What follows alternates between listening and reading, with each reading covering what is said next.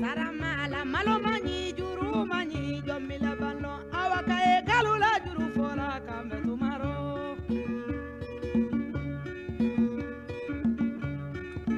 ngadinya danne sabule mangaramo seneke ba me keto ninko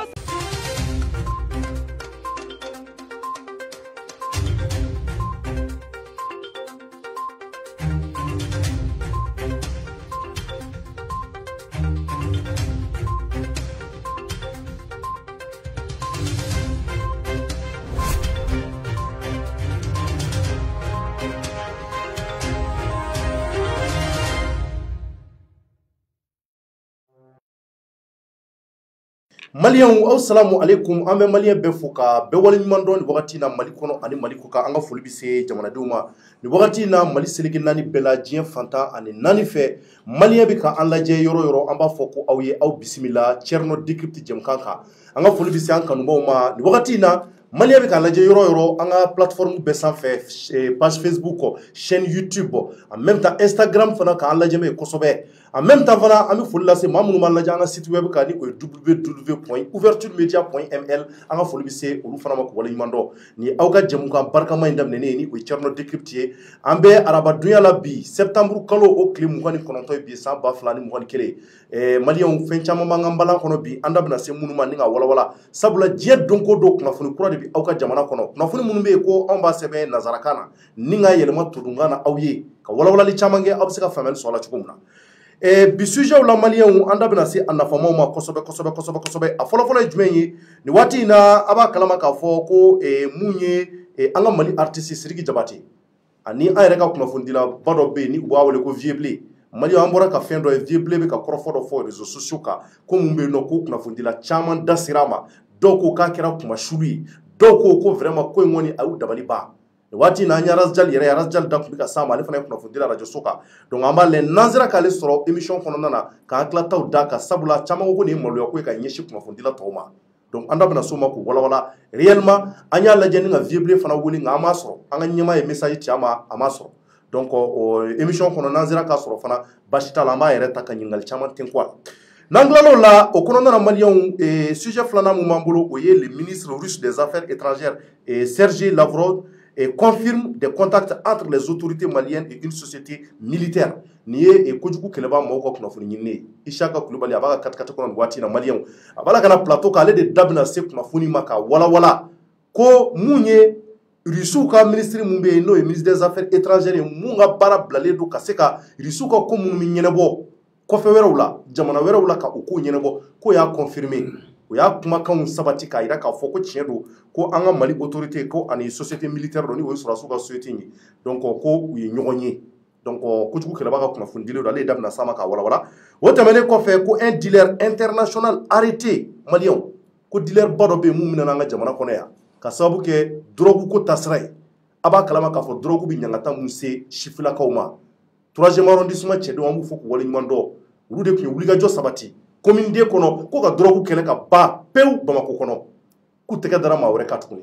an b'u fɔ k'u waleɲuman dɔn u ka baara ɲuman na kojugu kɛlɛba a bɛ ka na ale bɛna tila ka yɛlɛ plateau sanfɛ nka yan'o cɛ Maliyɛnw an da bɛna se fɛn caman ma o kɔfɛ an y'a lajɛ Thierno Decrypte kɔnɔ k'an bɛna taasira dɔ bila kɔnɔ n'u b'a wele ko welewele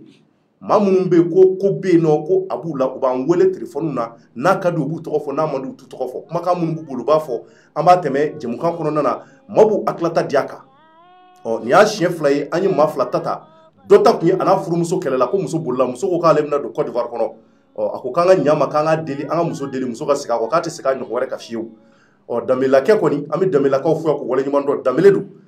a ko muso kɔni sɔnna anw ka kɔrɔfɔ kɔsɔn anw kɛra sababu ye ka cɛ ni muso ladiya nka muso ye condition posé k'ale bɛ segin walasa cɛ kɔni bɛ téléphone ye k'a to yen ni su kora wa n'ale bɛ taa daga sunɔgɔ a ka tugu a kɔ a ka taa da an ye nin jɛ mun ka sira mun bila Thierno Decrypte kɔnɔ maa caman ko vraiment degun caman b'u la n ko désormais an bɛna téléphone bila Maliyɛnw dɔ fana y'an wele tuguni o ta kɔni k'an ka n'a tɔgɔ fɔ an ka n'a janfɔ nka k'ale sogora de o sogo in an bɛn'o de walawala aw ye ko Bandaw de seginna ka kɛ Mali président ye Bandaw a bɔlen kabako don dɛ k'ale de sogora ko Bandaw de tilala ka segin ka kɛ an ka Mali président ye ko mun y'a kamana guwa k'a ye Isa Kawajib de ye ko Isa Kawajib y'o mɛn dɔrɔn ko Isa Kawajib kirira kabako ko do ga akoko sogodo ko sogodo mais ata korodo donc adam na suma ko igera cicogo wuda adam da saba ka wala aw ya rapidement pour que am se ka famel surana donc mais yala ndaka se obema ni wati na angeme ka madori so nga plateau ka malien association barkama bado do anga jamana kono munu nga wuliga joy ka se ka girbiya ka o kele ka banga jamana kono ngo be fen jamange ko ku ka edition flana ni o damne ni u banga plateau ka amna bara damne ni o lui amba yini jamana dum fe be ka partager bi émission ka di kosobe jemu kay antina mela bi kosobe nga amna kuma barkama o foya kuma munu be ko bna family surala o ambalo muso en bambulo ka ba plateau ka amani na ka présenter yana anga do babu kono ne ba sumbo be toroste sombo kene bajte no to ni jamu ne to Adama Samake ni association Alegria présidente au présidente ni AIP action pour l'intérêt du peuple ni vice-présidente et ngele mo fona ko dala danga ke ou pas présidente donc ma activité chama wara OK et puis ni projet fana chama initié à la barkala d'accord problème ta la vraiment tite mo donc amina baro damne sisa akili la illa beniro kaba iperelente voilà parce que bara imam na jamana kona kan jamana dunga bwa kalama aka ka anga jamana famo bwa kalama o sika aw deme chuko mun alibi jamana jo atinye ni mko keleni merci beaucoup iko Adama Samake merci isamake donc wati na manga sponsor fu folo ko wali mando o jagwe munu bi kan jugoro ma tontoni o folo W7 anga folo bi se isu nyagandu anaka chedo ma W7 mimbaw ani afiri baga ambu fu kosobe ka foli la se yara walma wi anga mali taji ngana ye taji mumbe ko abika jamana dun kuna wolo ami foli la se yara wal essence tabawma ataji tabawma ambu fu ko wali mando ka foli la se savon dimama ni o anga jamana safne ngana do ye ulu fana bika jemkan jikora matonto o temene ko fe ka boy mali ambi befo anda tseka se bemba kosobe ami befo ami sungalo global fo Espagne amba fo kosobe ninga ule de Brest fana fo kosobe ouverture média la jeli baddo ambu be fo wala mando ka Amerique kaw fo ka Côte d'Ivoire kaw fo munumi Côte d'Ivoire malien munu sigime wala ja kosobe anga fo bi se ku be klen nama ni wati na amina do babu kono ay do fara partager li ka sabula jemkan bamanangado adaba kunye ko mumbi ka ke aka jamana kono aka se ka bo annafamo kalama malien ame fo la se be maka be wala mando ka be fo ka be wala mando wati na ami mafa fo mafa de ni fini nyuma in kala ka dama kanga do ankana demsen do musique me Sénégali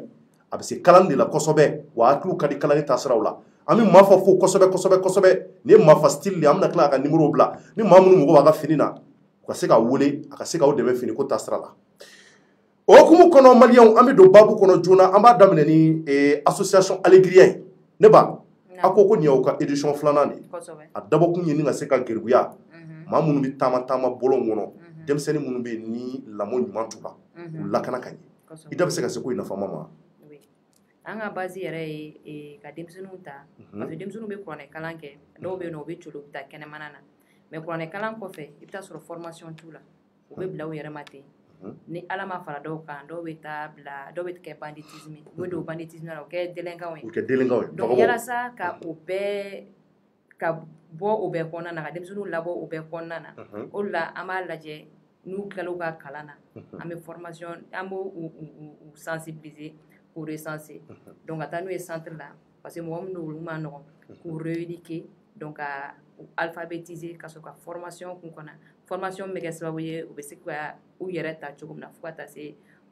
u ka mɔgɔkɔrɔbaya la. D'accord donc o de y'aw ka baara ye donc maintenant an y'a ye ko aw bi u ma gɛrɛ o la ka i yɛrɛ y'a fɔ cogo min na aw bɛ formation k'u kunna ka a lajɛ baara mun ka di u yɛrɛ ye ka u dɛmɛ o taasira la donc ka édition filanan bɛna kɛ maintenant a bɛ ko in a bɛ gɛlɛya sɔrɔ a la. Gɛlɛya caman b'a la vu que a gɛlɛya minnu b'a la partenaire ko gɛlɛya b'a la parce que n'a ka di ye k'ale denmisɛnnin caman bɔ o degun ninnu kɔnɔna na ni partenaire. Bonjour à tous et à toutes. C'est vrai. An bɛ gɛlɛya min fana sɔrɔ la avec les enfants c'est des enfants denmisɛnnin minnu don c'est des enfants très difficiles donc du coup an bɛ gɛlɛya misɛnnin sɔrɔ o kɔnɔna na a baara la gɛlɛya tɛ ban quoi. A baara gɛlɛya tɛ ban donc maintenant a kɛmɛ ka su mun ɲɛnamaya nin ye maintenant a su a bɛna mun de kɛ a don. O su kɔnɔna na an kɛlen bɛ ka wele bila an ka artiste ɲɛnamaba dɔw ma minnu yɛrɛ bɛ ka an dɛmɛ volontairement n'a ko k'i bɛ dɛmɛ n'a muso b'a la an taara se o ma ko vraiment ni initiative ye min ye olu yɛrɛ ka tabiya kɔnɔna na i m'a faamuya donc artiste damadɔ bɛ yen nɔ o kɔnɔna na et puis an kelen bɛ ka welewele bila mɔgɔ caman ma minnu bɛ se ka dɔn k'an ye cogo min na yalasa an ka se ka nin projet in réaliser. D'accord, mais édition fɔlɔ mun tɛmɛna est ce que o ye nɔ bɔ wa? Édition fɔlɔ min tɛmɛna o ye nɔ bɔ vu que an sera ka projet réaliser an sera ka mɔgɔ denmisɛnnin 20 ta k'u don formation na. Denmisɛnnin 20 minnu bɛ bɔlɔn kɔnɔ taamaw la a y'u former jumɛn jumɛn na? An y'u former bijouterie la k'u former plomberie la k'u former menuisier métallique la. O ye jumɛn c'est à dire que bijou n'a fɔ bolonanɛgɛw. Bolonanɛgɛw o ni chaîne ninnu. Ani chaîne ninnu a y'u dege o la. Ani i ko jumɛn métallique tugun menuiserie. Plomberie. Ɲɛgɛn dilan o ni soudeur o de menuiserie métallique. Donc a y'u dege o la. O kɔnɔna fana na denmisɛnnin dɔw y'a yira k'a fɔ an ɲɛna ko ballontan de ka d'u ye. Ko ballontan de ka d'u ye. Donc an ye major insertion organisé ka centre invité yalasa ka se ka talent détecté la parce que caman b'u la u bɛ se ballontan na. Donc an y'o match fana organisé ala barika la an ka 5 enfants sera ka retenir ni centre dɔ ye olu y'a ye olu ko vraiment ko ni 5 enfants ninnu ko talent bɛ ninnu na ko bɛ ninnu ta. Donc actuellement o fana b'o centre ninnu kɔnɔna na u bɛ ka ballontan dege. D'accord. Jɔn b'a dɔn a don n'a nataw la n'u tɛna an ka couleur don ka jouer Mali fɛ. Ça c'est vrai, ça c'est vrai. Donc maintenant tari u bɛ ka a ye nin baara in kɛ a ye ninnu fɛn fɛn former a ye denmisɛnninw bɔ o b'a yira a ye denmisɛnninw bɔ yaala la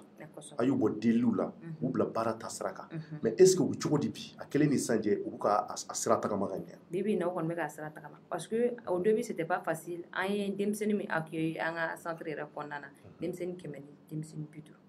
Denmisɛnnin 100 denmisɛnnin 50. Donc denmisɛnnin 100 ni denmisɛnnin 50 kɔnɔna na denmisɛnnin 20 dɔrɔn de tora.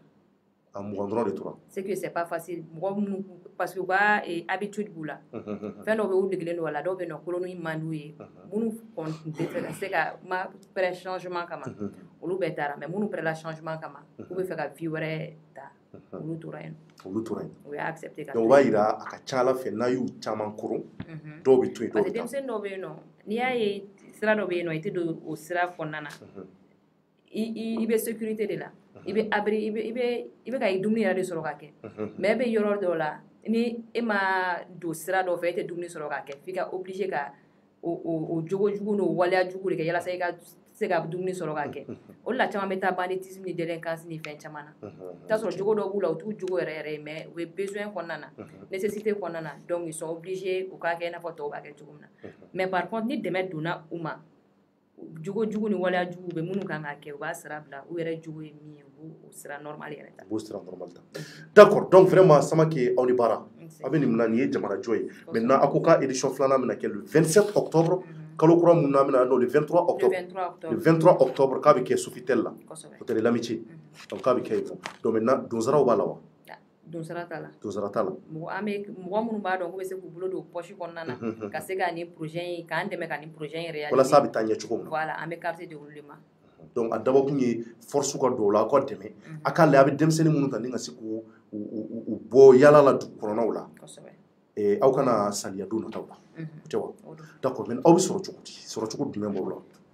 Contact b'an bolo ni mɔgɔ min bɛ fɛ k'an lasɔrɔ an ka contact bɛ yen. Et puis en même temps an ka association siège yɛrɛ bɛ Bakɔ Jikɔrɔni ACI la ka ɲɛsin Tigɛnja ka so. Ka ɲɛsin Tigɛnja kan. A ka téléphone numéro jumɛn? 70 50 51 51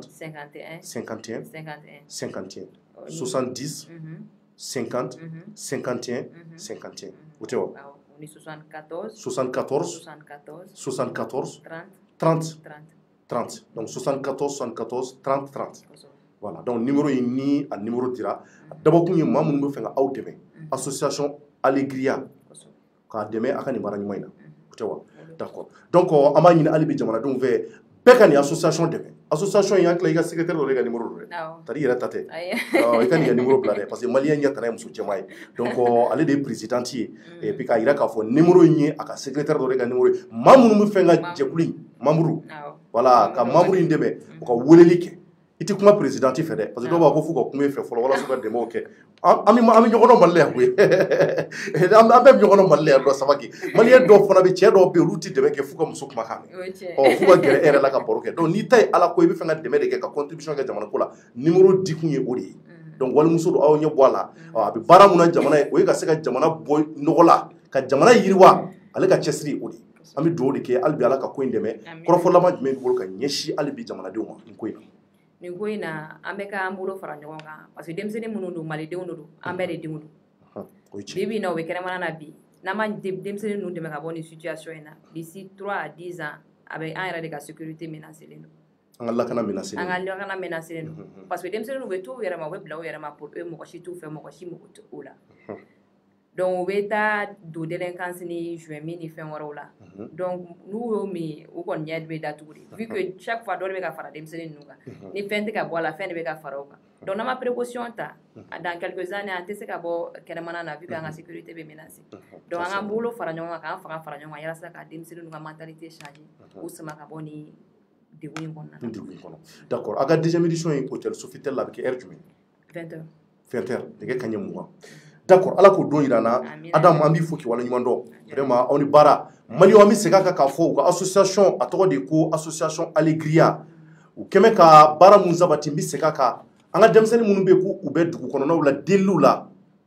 u bɛ yala la samara t'u sen na u bɛ sufɛlaw ba yala la masa t'u kɔni ka se k'u lakana olu ka baara de ye ka denmisɛnnin ninnu bɛɛ minɛ ka na n'u ye ka conseil d'u ma ka u lamara kura ye ka taasira ɲuman yir'u la k'u dege baaraw la baara caman b'u bolo u bɛ denmisɛnnin ninnu dege baara mun na u ko k'u y'a fɛn daminɛ u ye gɛlɛya caman sɔrɔ a daminɛ u sera ka denmisɛnnin 150 ka olu de wele nka mun sera ka t'u bolo ni olu taasira ɲɛna o ye mun ye ɔ tɔ ninnu bɛ u yɛrɛ ɲini sabula maa minnu don u mara ma nɔgɔ ɔ a baara in na olu de bɛ k'u cɛsiri u yɛrɛ ye maa ti k'u dɛmɛ cɛ ti k'u dɛmɛ muso ti k'u dɛmɛ u bɛ k'a bɛɛ bɔ u yɛrɛ de kunna walasa jamana bɛ se ka bɔ nɔgɔ la walasa denmisɛnnin ninnu fana avenir ɲuman bɛ se ka k'u la don nataw la nka u kelen tɛ se. Mais cette année an ye parrain dɔ sɔrɔ a ɲina a ye parrain sɔrɔ an ye parrain sɔrɔ min ye Redouane ye Redouane sécurité alimentaire ministre ministère sécurité alimentaire ministre donc o ye promesse caman ta ye puis a bɛ ka commencer ka an dɛmɛ dɔɔni non i comme commissaire à la sécurité alimentaire commissaire à la sécurité alimentaire voilà parce que commissaire à la sécurité alimentaire le ministère de l'agriculture de kɔnɔ o tɛ yan ministère de fana de don ministère de fana de la sécurité alimentaire ah d'accord n y'a c'est faamuya le ministre de la sécurité alimentaire actuellement a tɔgɔ Redouane aw de y'a tɔgɔ ye donc ale de kɛra aw ka denfa ye ɲinan kɔni ɲinan an bɛ dugawu kɛ ala ka denfaw cɛ ala ka denfaw cɛ an bɛ on espère que a ka na ni partenaire caman ye a ka denfaya ka na ni partenaire caman ye ka d'a ma o ka ɲi nɔ vraiment d'accord ala k'aw garisɛgɛ ko la hali bi donc an b'a fɔ ɲɔgɔn ye le 23 octobre ni o ye kalo kura mun ni an bɛna don a la san 2021 Sofitel la ni o ye hôtel Lamici à partir de 20h bɛɛ welelen don ko fufalaki don a ka se ka taa nin baara ɲuman minnu bɛ ka kɛ a ka se ka kɛ aw ɲɛna a ka bɔ a kalama k'a fɔ jamana bɛ jɔ ni sira caman de donc an bɛ association Alegria cɛdenw fo k'u waleɲuman dɔn ka musogalaw fo k'u waleɲuman dɔn k'a fɔ ko u ni baara donc hakili la téléphone numéro bila la maa mun mago bɛ kunnafoni wɛrɛ la o bɛ se ka numéro in wele walasa a bɛ se ka fɛn caman taasira faamuya segin numéro in ka laban na 70 50 51 70 50 74 30 31 ah 30 74 74 30 o numéro ka di o c'est à dire que 74 30 o tɛ yan voilà et puis i ko k'i ka numéro tɛ an bɛ segin a kan secrétaire de ka numéro voilà baarakɛyɔrɔ numéro don wa dɔw bɛ ka dɛmɛ de lase association Alegria ma voilà merci beaucoup Samaki an b'i fo kosɛbɛ k'i waleɲuman dɔn ala k'an to ɲuman ye n'an bɔra o la maliyɛnw an bɛna don sujet kɔnɔ joona joona o hukumu kɔnɔ an bɛna publicité ni kunkuruni tɛmɛ sisan an b'a ɲini aw fɛ a ka to plateau kan an bɛna don sujet kɔnɔ an bɛ association Alegria cɛdenw fo k'u waleɲuman dɔn ka Adam Samake fo a ka nin fasojɔ baara la bɛɛ k'u dɛmɛ 74 74 30 30 o ye téléphone numéro ye a ye weleli kɛ a k'u dɛmɛ u bɛna an ka jamana de furan ka jɛ deliliw la denmisɛnnin minnu bɛ bɔlɔnkɔnɔ yalaw la o ye baara ɲuman de ye jamana kɔnɔ donc nin waati in na an bɛna ɲɔgɔn sɔrɔ tout de suite avec kojugu kɛlɛba ka se k'an da don jamana kunnafoni ganaw la hali bi a tout de suite. A banna pewu pewu awɔ aw ka dusukasi tajiko la bolimafɛnko ta fan o fan o kɔni wa o banna pewu pewu yarawali nana ka maliyɛn bɛɛ lajɛlen lafiya essence ɲuman gasoil ɲuman tulu ni bolimafɛn minɛn ɲuman bɛɛ lajɛlen sɔrɔ yɔrɔ yarawali de don yarawali la aw ka bolimafɛnw bɛ ko k'a jɛ k'a lahalaya bɛ jateminɛ k'a di masawura la i da ɲɔgɔn fila ye o kɔfɛ a ma se k'i yɛrɛ sɛgɛn yarawali la i bɛ se k'i ka fɛnmisɛnnin santaw bɛɛ lajɛlen sɔrɔ wa sɔngɔ damatɛmɛ diya yarawali k'i dɛmɛ i ka taamaw la k'i nisɔndiya ka segin so.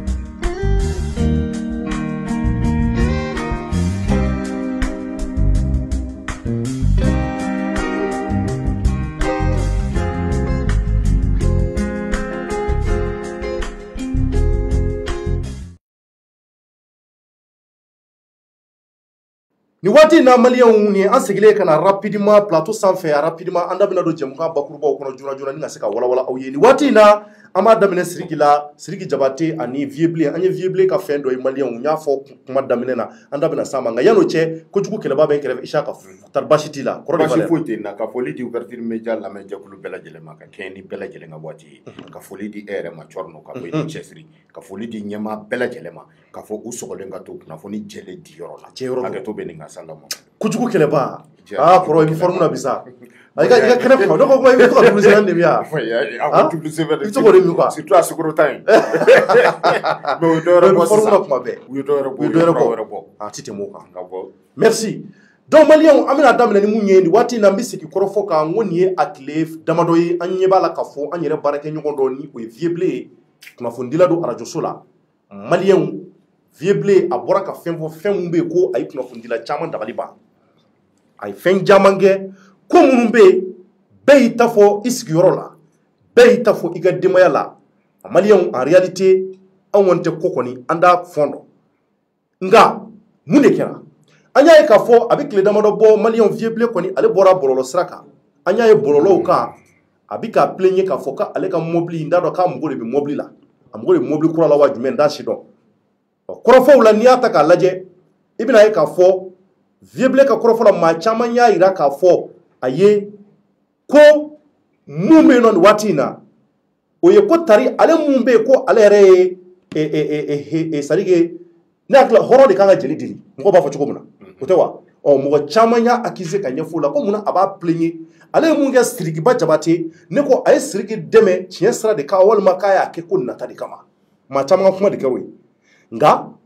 an y'a ye fana kunnafonidila dɔw fana bɛ yen minnu kumana kan k'a fɔ k'a ye tɔw lamaloya dɔw ko k'a ye jaralakaw malo ko comment est-ce que Sidiki ye jeli de ye o ye mobili d'e ma o mobili d'e ma bɛɛ b'a dɔn ani Mamasita ka affaire mun n'a kɛra Bamakɔ yan bɛɛ bɔra a kalama kunnafonidilaw bɛɛ da donna la kunnafoni ta sira kan maliyɛnw an kana ɲinɛ k'a fɔ kunnafonidila jɔyɔrɔ ka bon ko caman na jamana in kɔnɔ nka nin waati in na an bɛna lajɛ ni ka se ka Arazjali wele sabula an ye Arazjali an ye ale de ka kɔrɔfɔ mɛn ko in na an b'ale n'an ye Vieux yɛrɛ fana sɔrɔ kɔfɛ n'a tulo banna an ka ɲɛmaa tun ye a wele n'a y'a ka appel en absence a k'a wele n'a sɔrɔ mɔgɔ b'a kɛrɛfɛ k'a ka ɲɛmaa wele an bɛna ɲininkali dɔ tɛnku a fana na rapidement walasa a fana bɛ se ka fɛn fɔ a ye nka an y'a ye kɔni Arazjali fana ye kunnafonidila arajoso la o fana ye fɛn caman bɔ ka ɲɛsin a ma donc an bɛna Arazjali de ɲininka o waati la Arazjali tari baasi t'i la alhamdulilayi somɔgɔw bɛ di baasi foyi tɛ n na Jali Cɔrɔnɔ a kɛra fama ye alhamdulilayi ni baara awa donc a bɔli m'a fɛ i bɛ arajoso de la n bɛ baara la n bɛ studio de kɔnɔ a i bɛ studio kɔnɔ n bɛ ka n ka sini journal labɛn très bien awɔ i ni baara awa maintenant Arazjali kɔrɔfɔ bɛ yɔrɔ min na o ye an y'a ye Vieux ye an baarakɛ ɲɔgɔn ye a fana bɛ kunnafoni di bi tile fila in na kɔni maaw balila ka ko dɔ ye a bɛɛ dabali ban minnu da donna na minnu dama don a la nka bɛɛ y'i ta fɔ so nka ne ye e de ta ye bɔlɔlɔ kan i bɛ ka kuma caman fɔ ka ɲɛsin Vieux ma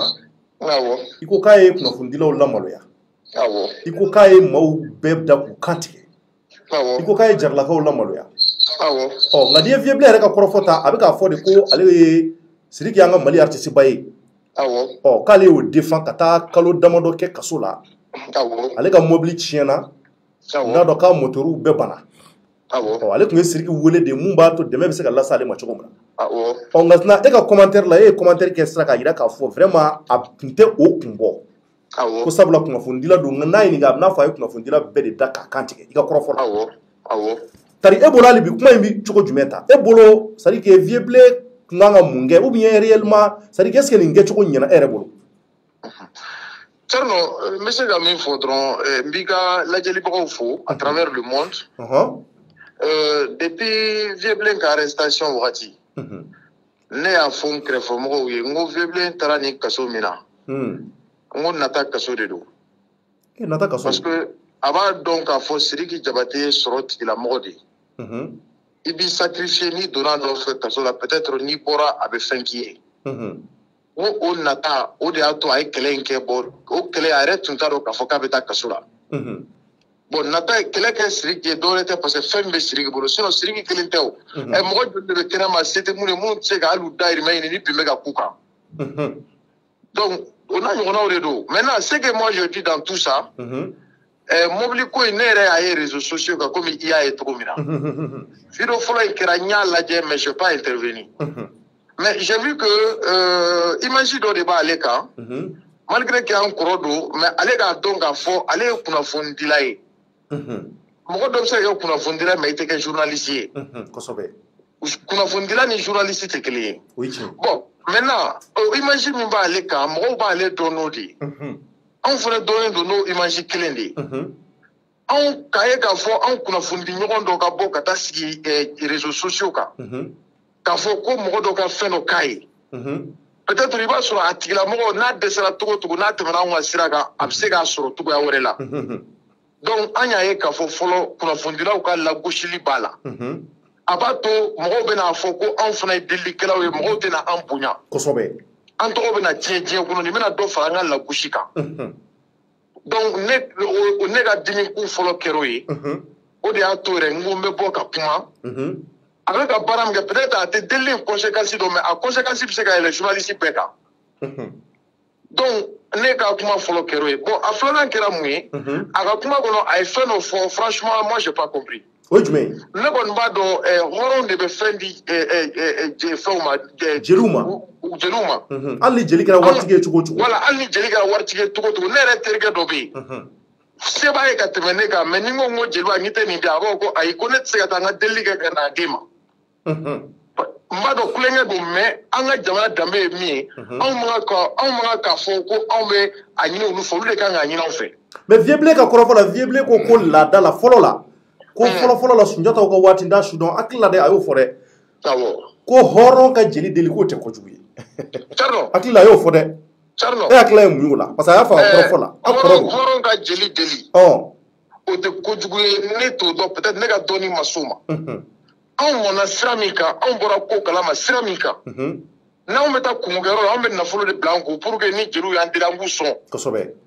Tagabolo don tradition don a tɛ k'a fɔ an ka fisa n'u ye. O ye tiɲɛ. Mais ko bɛɛ n'a cogoya don i b'a sɔrɔ e bɛ jeli mun sɔn i b'a sɔrɔ bolifɛn min b'o bolo o t'e bolo. Kosɛbɛ. O bɛ min don e t'o dun. Maintenant ne ye question dɔ poser. Munna Sidiki Jabate ale ko Sidiki Jabate fa de kɛra sababu ye ale ka Sidiki dɛmɛ tumani. A ye mɔgɔ wɛrɛ tɔgɔ fɔ. Bon ni i mago bɛ fɛn na nin sugu la pourquoi i tɛ passer olu fɛ olu minnu kɛra sababu ye i ka Sidiki dɛmɛ. D'abord i ko Sidiki ye fɛn dɔ k'i ye ka ban. Wari dɔ nana wari tigɛra sira la 50 nana wari ni kuma in na i b'a ye Sidiki ye wari di. Sidiki tilala ka t'i lajɛ. Carlo hɔrɔnya kɔfɛ ne hakili la Sidiki y'a seko kɛ. Vraiment. Mais n'i bɛ fɛn ɲini Sidiki bolo sababu a bɛ Sidiki nin fɛn in na i b'a ye nin n'i ko k'i bɛ nin ta nin bɛ comme chantage de. Cogo jumɛn? Non parce que n'i ko Sidiki ka sa ni Sidiki ma sa peut-être an ka kɛ Ala k'an ci gaspille ka taa mobili san ka d'a ma. O tɛ Sidiki ka fɛnw ladimi wa? Donc c'est vraiment triste a maɲi Sidiki ka carrière ma. Peut-être i b'a sɔrɔ nin bɛ ka kɛ Sidiki n'est même pas au courant. Mais a bɛ Sidiki ka carrière la nɔgɔ la. C'est pourquoi n y'a fɔ n ko fɛn min don c'est très grave. C'est pas que n bɛ Sidiki dɛmɛ mais a deli bɛ ka kɛ cogo min na non seulement mɔgɔ min bɛ ka deli kɛ o man kan ka a tigilamɔgɔ deli nin cogo la. Fɛn dɔw bɛ yen o bɛ se ka kɛ so kɔnɔ i ni cɛw cɛ ye kalo 5 kɛ kaso la Thierno i tɛ se ka dɛsɛ o la so kɔnɔ. O ye tiɲɛ. Ne bɛ kaso dɔn moi j'ai passé en prison avant lui. Mais ne ka bɔ ka delili kɛ ta de façon flagrante Thierno an ka baara in na an ka lajɛ sa. Walahi maloya don a ma. Mɔgɔw b'a fɔ ko i b'a sɔrɔ ko dakun de bɛ ne ni Vieux-Blé cɛ. Thierno ne minɛra ka datugu yan nɔ j'ai fait à peu près 2 mois et quelques jours. Kalo fila i y'o kɛ. Vieux-Blé ye mɔgɔ ye don o don sɔgɔmada fɛ il faisait parler le procureur. Rangel bɛ ta journaliste tɛ carte de presse t'a bolo. Mais n bɔlen n'a tun ka di n tun bɛ émission 5 labɛn Vieux-Blé kan. Cogo di? Non n m'a kɛ parce que ne b'a dɔn ale ma mun faamu. C'est-à-dire qu'ale de ye kɔrɔ ye n'ale ma mun faamu ne kan k'o faamu. Sinon a ye min da ne kan Thierno Bamakɔ bɛɛ y'o mɛn. C'est pour que quand il a été arrêté. Ne de ko n ko sisan kɔni n ko si binna tɔmɔminɛ kɔnɔ e ni kunna aw ni bi. Vous savez que c'est le premier personnalité de la presse aujourd'hui au Mali Banjugu Dante de n wele. Ani Dramane Alou Kone n tonton don. Olu de ko n ma ko Alaji la dabila. Bon sisan n ye vidéo kɛ sisan fana k'a bila a tɛ tɛmɛ hali heure 1 kan. O Banjugu Dante ye n wele a ko Alaji ne de ye Mali kunnafonidilaw ka ɲɛmɔgɔ ye. N tɛ fɛ ka wele ɲɔgɔn na tantɔ parce que n'o kɛra an tɔgɔ tɔ bɛ tiɲɛ ka taa fɛ. Kosɛbɛ. Tiete bolo, tiete vieux bolo, avec un précis de labo. Donc, il m'a dit que quand on a kumaire, ngani kotota, ako ko vieux blanc a ko fa nganda bola. Et non, on est siglé mais nga barayro la, mo be gane wule nga so nga buntek nga baragero la. Vieux blanc mi di nyini convocation babolo. Mais nega numéro de réseaux sociaux kawa. Ni malien jo sabay bi nega numéro be flabolo. Et ne baragale vieux blanc clé bolo. Tano yora un barage ñoo fait. Ah ay barage ñoo fait ah. Vieux blanc de sirane ma fombara. Comme on a kanga barage ñoo fait. Parce qu'à wakati ani arrange ba ci tumé ñoo na. Kai arrange ba ci tumé Maliba FM na. Vieux blanc me FR3 là. Arrange ba ci de ko kabe na vieux blanc kama lundi wore. Parce que émission carte sur tableau be passer Maliba ka. Vieux blanc na ne no fait pour que ne ka bobolo là parce qu'ani mi be ñoo na tiso là. Ne na vieux blanc bobolo là. Et tu veux arranger là. Ne na vieux blanc bobolo là, ne ya bo arrange ba ci bolo. Bon, au fait maintenant, on n'a pas que nous fait. Mais voilà, FR3 là, on n'a pas que nous pendant 2 ans. Et voilà que là, nous faire. Même vieux blanc que là, chez de nos chez. Et alors, j'ai le chien tout oui. Ne travail reportage qui l'a du coup là. Ah, Rajal, tiens, on a pas un bouillonné. Ne ta barala. Oh. Il faut ma kanga bara que nous fait. Oh. Quand nous avons fait sur quoi halalai. Mais il sait qu'à sur la calola. Il y a un petit reportage là, beaucoup de télé, télé rodo. Télé, ho. Net reportage là, do même moto ga, wati into moto de ga charno. Ni télé boulin na to ni toi faut connaître de moi ko kalono problème ni bolo. Télé ga we chez duru le na duru ngoro duru. O duru ngoro duru la we keme duru daka. Oh, ego ko ne mi so nga reportage ko ene tai. Oh, nena la ne ka élément bla radio la faible ne kele ko ne ma chez dama. Donc, de fait que nous avons chez dans ma clé. Ah donc, est allé chez Dourou Direma. Chez Dourou Direma, nous avons des mal à passer au nez à la lati. Anke là, Dourou le neuf, Dourou. On a rien mais du coup, je voulais gagner une convocation, un condamnat. Ah donc, quelle convocation tu gagnes comment? Quelle convocation tu gagnes comment? Atarangaso. Atarangaso, ko e modo ya fa ko ne be dunga so ko me bogo de kuma mo fe. Nyome flana atara radio rampar la bi atara radio rampar technicien ni ko convocation ba bolo ka dirage jalma ne du me bara la rom na be radio me baram so de kono bi fle sigle yen burama ko na te ka studio kono bendi burama du biaka rola mais e ko kebe ga ne be ma ko ne ga numéro be jebe bolo ay te ga ne ko nyini akela ka ta tuguni fo atara tuguni fo katibugu Terno, anga sokura bendi, me sanje la yi. Atara fonga sanje la. Kaba ganyini. Ane duye bi kle klanja ba communicat tribunal la. Ntume procureur Touré bara, ntume nkoroge bara, le premier substitut Tungara. Munay. Ni te chibala meta tribunal la, ni ambe saria baroke. Ane bora tribunal la 14h kana nga radio bara la, ego kibe ka nenyini. Mais avec une kuma, y a kuma chuko de fois. Ay konye video do rega kunu wo delite horon dambe ali maraga no ko sonige dambe fati ngare maraga dambe te deli maintenant flana na tuma sanyara ba ko la mec qui donne toujours celle qui commande bolo min ba jo be sa jonyala on yara staw de we on journaliste uti ni anya ye ka fo am barage nyon do bo straka be frila am se ga minga charna ambo kede man ni ma doya man galundala mais vieux man ka nike vieux est trop mis sur jamana ko vieux bara nike jamana ko est ce vieux nga ti sigita ka kuleta ko Mercedes clé mais est-ce qu'il y a wele ni ko ngele est-ce qu'il y a wele waka kuma fait charno bara nyo yere tasira la parce que anye de ka fin yu bololoka i su bolo ko sobe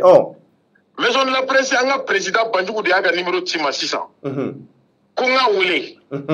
non ay anga to fo procédure min ba bolo convocation min ba bolo ni convocation bana ni procédure bana ni nga kasoge ni mboramba wuli mais ni nya wuli est-ce que sur là est-ce que tu ko wuli ni nya wuli bi aba fo ko rajal sirana kana na wuli kana ndeli abo fo quoi et non fora domina charno ne bse kan kuna wuli ne bse kan kungoro tamblewa non mais président era de ma nyini fe ki ga wuli ka ba ni président de aga numéro dia ko nga wuli ne akla wala ka nga wuli o président ko so ni nya wuli charno vous savez que mena fait no fi depuis ala ne da dien kono ne ma deli ka mo deli ma deli kɛ radio la ma kɛ téléphone na ma kɛ fansi n bɛna fɛn dɔ f'i ye mɔgɔ dɔ ye anw ta baara la an halala ACI 2001 kɔnɔ an y'a bɛnna wari min kan k'a k'o sara an ye pour que an k'a ka baara kɛ an y'o baara k'a ye a ma se k'o wari sara an ye an taara ka taa nɔ minɛ bi tribunal la ne kelen tɛ ne ni équipe de bɛ baara ne ka ouverture média wele sisan ko ouverture média ka na ka ne ka reportage kɛ 300 000 francs ouverture média ka baara kɛ baara bannen ne ka fɔ ko wari tɛ yen l'ouverture média ye min kɛ o y'a seko ye dɛ kosɛbɛ.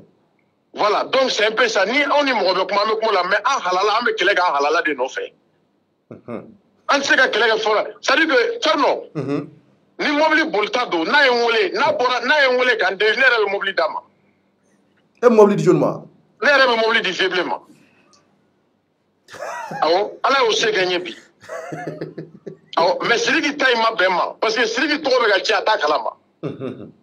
Ah, mobili be garage la Tcherno, ne dun sigilen bɛ n ka baarayɔrɔ la. N ka mobili bɛ dugu ma sumalen don. Oh, mais ni i y'a ye k'a fɔ i baaraɲɔgɔn bɛ gɛlɛya kɔnɔ i b'a dɛmɛ de pour que au moins a fana ka dɔ sɔrɔ min sumalen don. E Tcherno ni ne ye voyage caman kɛ e b'a dɔn an bɛ mobili sugu mun kɔnɔ. Kosɛbɛ. Donc c'est un peu ça. An bɔra ka kuma parce que an y'a ye journaliste tɔgɔ bɛ ka tiɲɛ. An bɛ k'an ka profession de défend. U ko ko Rajal k'i tun man k'i da don nin ko la parce que k'i ni Vieux-Blé tɛ ɲɔgɔn ɲɛ sira la. Vieux-Blé bɔra n'a ka problème de ka na fɔ Facebook kan. E Tcherno mana bɔ Facebook kan ka kuma ouverture média kan commentaire tɛ k'i ka kuma jukɔrɔ wa. Kosɛbɛ commentaire bɛ k'aw. I bɛ se ka mɔgɔ bali ka commentaire kɛ en écrit wa. N'i ma mɔgɔ bali ka commentaire kɛ en écrit i tɛ se ka mɔgɔ fana bali ka bɔ k'i jaabi. Ne ye jaabi mais n'a sɔrɔ a tun kumana a ka so de est-ce que ne bɛ se ka jaabi wa. Facebook ye place publique de mais ani bonya ka kan ne ye critique min kɛ. A n'o critique ma bɛn a ma a bɛ se k'o de fɔ. Mais dire que k'a fɔ ko ne kumana ko n y'a dɔgɔya n y'a nɛni n ye nkalon de da la n ye nkalon min da la comme convocation b'a bolo. N t'a dɔn a kelen bɛ k'an wele unité kelen min na. Oh, mais n'a bangena min na n'a banna min na jeliw b'o tigi ma balima mais komi Banjugu ninnu kumana ne b'a to Banjugu ta la. Sinon j'étais très content, très ravi. Très content. D'apprendre l'information que Vieux-Blé ye n wele kiri la. Non, j'étais très content. Est-ce que tu m'as lu un yɛrɛ damaw fana ni ɲɔgɔn cɛ Razal parce que en réalité ko kɔni kɛra ka ban a y'a ka affaire fɔ mais ne hakili la kɔni ko kɛra ta ko Banjugu da donna la a kan ka kɛ bɛn ni sabati de ɲɔgɔn kuma ɲɔgɔnya ani ɲɔgɔn cɛ o tɛ wa. Awɔ. Walima. Sinon e yɛrɛ ko affaire min na ko affaire kirikara. Ko ɲɛnama min ka taa kaso la un chef de famille. Est-ce que e tɔgɔ kan ka ye ko wɛrɛ la bilen wa. Je pense que n'i bɔra nin kaso sugu la i b'i yɛrɛ ɲini de o. Mais ni tora mɔgɔ kelen kɔ mobili di yan nin di yan finalement Tcherno ça veut dire il faut que gouvernement fana ka hakili to an journaliste la quoi. Anw ye 4e pouvoir ye mais mɔgɔ si hakili t'anw na o de la anw bɛ deli la diɲɛ kɔnɔ. N'a bɔra ORTM na e bɛ Mali organe jumɛn dɔn min kɛlen bɛ ka salaire fixe bila a ka mɔgɔw ye. Tcherno o ka dɔgɔn dɛ. A ka dɔgɔn. O la journaliste bɛ ɲɔgɔn gosi per diem nɔfɛ. Journaliste bɛ ɲɔgɔn ba de nin Tcherno 1000 1000 nɔfɛ. Kosɛbɛ. C'est une honte pour le Mali. Donc c'est un peu ça. Josu be claim ba famaw dala wartugu ka so jago interview la mbi ñininga mbi interviewé juste pour avoir de l'argent. Ala ye an kisi ka bo ma bi parce que ne be bara la moi je suis un salarié. Donc ne te sendo ni ko nuna quoi. Bon maintenant Rajal, ça dit que Vieux-Blé yala na Vieux-Blé yɛrɛ sɔrɔ comme a kun ka k'a fana wele ka ɲininkali dɔ kɛ quoi la. Je sais pas n'a sɔrɔ a fana tulo b'an na Yusuf Mangara kun ko k'a y'a wele mais a tɛ k'a sɔrɔ. Donc maintenant ne fɛ ka mun dɔn comme a b'a ka kuma la ko a ma a dabɔ fɛn wɛrɛ kama en réalité a ko k'a ye Sidiki yɛrɛ wele k'a ma Sidiki sɔrɔ kosɛbɛ donc ko k'a y'a dabɔ o ko fasugu de kama bon maintenant bon ne hakili est ce que i y'a ka vidéo bɛɛ lamɛn est ce que i y'a bɛɛ lamɛn k'a ban. Tcherno n ye vidéo in bɛɛ lamɛn. I y'a bɛɛ lamɛn. mais est ce que Sini ne journaliste ye Sidiki bɛ se ka ne bonya bilen la. Anw bɛ taa waritigi dɔw bara n'an taara u b'an gɛn. Parce que il va sɔrɔ an nakun ye baara ɲuman ye mais i b'a sɔrɔ minnu kɔnna anw ye olu taara delili la ka ban. Donc n'u ye micro y'aw bolo u bolo k'aw bɛɛ ye gerebu de ye. Kɛlɛ in kɛkun tɛ biko ye kɛlɛ in kɛkun ye siniko de pour que Sidiki Jabate ka an yɛrɛ bonya an ka profession kɔnɔ. Mais an tɛ se k'an yɛrɛ to tantɔ an ka bafoué cogo dɔ la et population ka bonya t'an kan u yɛrɛ u ka ni policiers bɛɛ ye kelen ye. Les policiers an kɔrɔw don an baaraɲɔgɔnw don parce que la police en réalité jamana kɔnɔ olu fana bɛ anw ɲɛ n'i y'a ta hiérarchiquement. Kuma caman bɛ fɔ polisiw ma mais tiɲɛ tɛ o.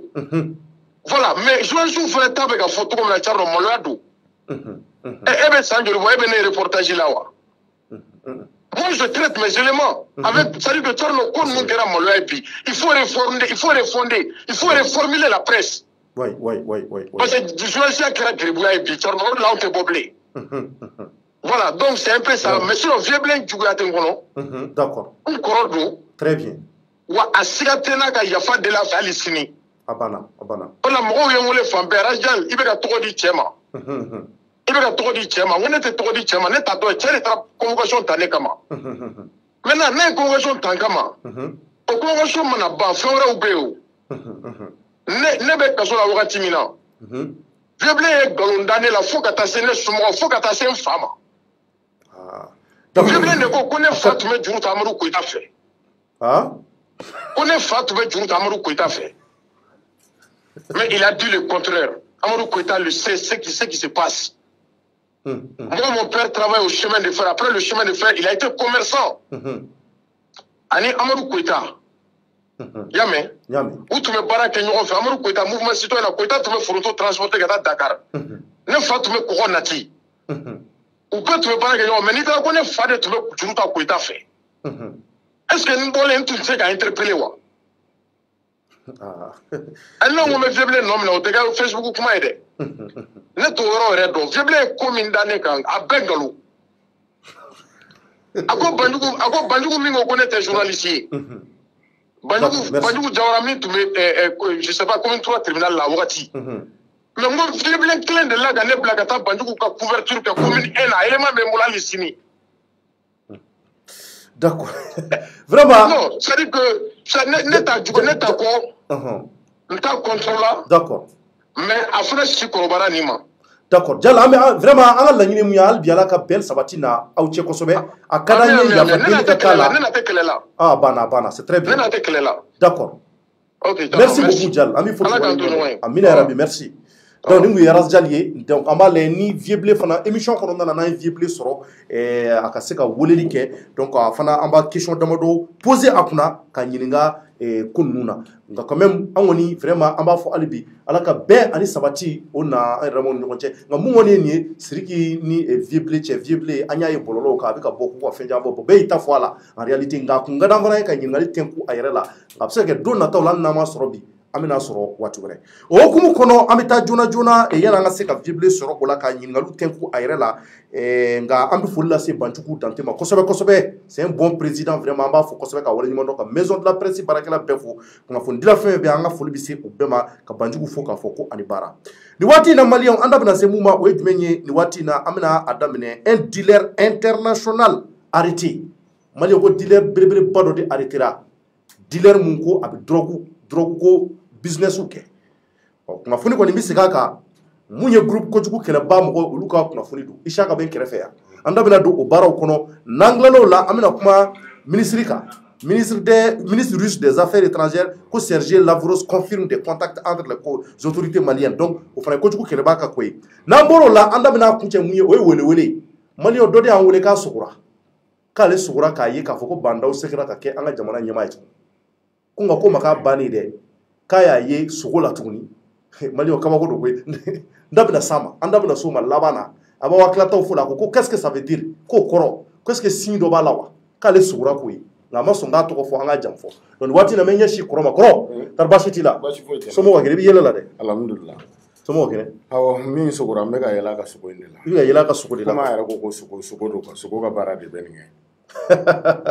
d'accord donc maintenant ko dealer ba dɔ min nana an ka jamana kɔnɔ oui effectivement Thierno yanni an ka don o kɔnɔ fɔlɔ an b'a yira fɔlɔ k'a fɔ an ka jamana nin programme tɛ jamana min kɔnɔ ni i ye dealeriw minɛ ou bien n'i ye drogue tala minɛ normalement n'a bɛ bɔ kaso la a bɛ ka kaso bannen u kan ka programme dɔw di u ma n'a bɛ f'o ma ko programme d'insertion donc o de kan ka kɛ a caman kun walasa u bɛ se ka baara wɛrɛ ɲini cogoya min na voilà walasa u bɛ se ka nin ko ninnu dabila a dɔw bɛ yen u b'u former yɛrɛ u b'u former peinture la u bɛ dɔw former pisciculture la n hakili a bɛ dugu caman na mais o ka gɛlɛn anw bolo yan an bɛ wagati min na donc an ye min jateminɛ opération tourbillon Tumoda ka initiative vraiment a ye baaraba kɛ a ye dealer hakɛ min minɛ ka bila dealer dɔw bɛ olu ka kaso bɛ ka ban olu dɔw de bɛ ka bɔ tuguni n'u bɔra u bɛ activité daminɛ parce que u taara ka taa kaso de kɛ u taara ka t'u ɲɛma dogo wagati ni kunkurunin après u seginna ka na u bɛ mun kɛ sisan o de ye degunba ye a kan mais k'a fɔ fana opération nin fana a lancelen commune 2 kɔnɔna la e yɛrɛ de la k'i da maga dɔ la k'a fɔ ko a ɲɛnaminifɛn ninnu tɛ dilan fɛ a bɛ bɔ fo kɔfɛ de ka na a bɛ na cogo di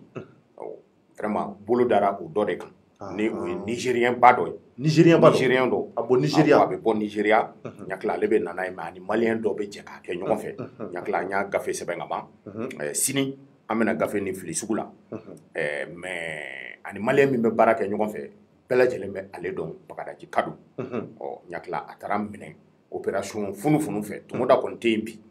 mais commissaire kura min bilala a nɔ la tiɲɛ na a bɛ fɛ ka i sen da Tomoda senda yɔrɔ la n ko a bɛ fɛ ka a sen da Tomoda senda yɔrɔ la kuma n'a fɔ cogo don parce que sini ma sini an kana n'an sigi tuguni k'a fɔ i dun ko k'a fɔ ko a bɛ na nin kɛ mais komi baara daminɛ don fɔlɔ an kɔni ɲɛ bɛ sira min na fɔlɔ an bɛ se ka an bolo da o kan dɔɔni k'a fɔ ko tare an ka commissaire kura min bɛ yen k'a tɔgɔ Balobo Amadu Balobo ale de y'i bolo da cɛ in kan sabula cɛ in kelen k'a mɛn ko Tomoda taara u ye baaraw daminɛ donc a y'a ka réseau réactualiser